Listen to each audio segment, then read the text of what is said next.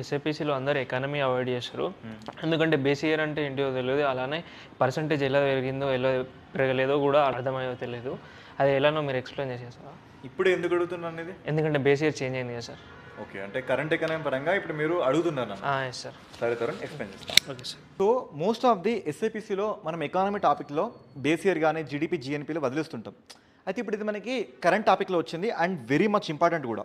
ఎందుకంటే ఇప్పటివరకు మన బేస్ ఇయర్స్ని 8 సార్లు చేంజ్ చేసి ఇది 9సారికి, అంటే లాస్ట్ ఇయర్ చూసుకుంటే మనం 2011-12ని అవాయిడ్ చేసి 2022-2023ని మన బేస్ ఇయర్ తీసుకుందాం.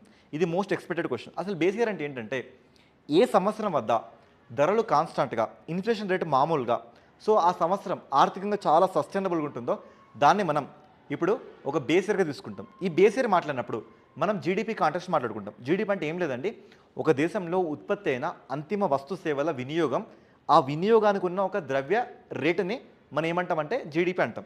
ఓకేనా? ఈ జీడిపిని మనం 2 రకాలు చూసుకుంటాం. ఒకటి నామినల్ జీడిపి అంటాం, ఇంకోటి రియల్ జీడిపి అంటాం. సో గుర్తుపెట్టుకోండి, నామినల్ జీడిపి, రియల్ జీడిపి రెండు మనకి వేరు. రియల్ జీడిపి అంటే బేస్ ఇయర్ ఆధారంగా మాట్లాడుకున్నది. నామినల్ జీడిపి అంటే ఈ సంవత్సరం ఆధారంగా మాట్లాడుకున్నది.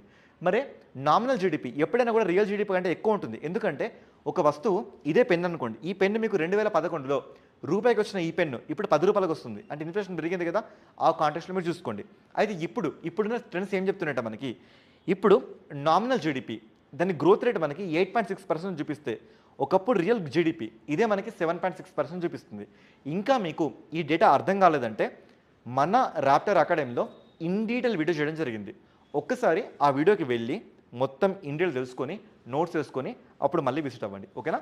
ఇలాంటి కంటెంట్ ఎవ్రీడే కావాలనుకుంటే మీరు ఏం చేయాలి తెలుసు కదా, సబ్స్క్రైబ్, లైక్, మీ ఫ్రెండ్స్ అందరికీ షేర్. ఓకేనా? Thank you.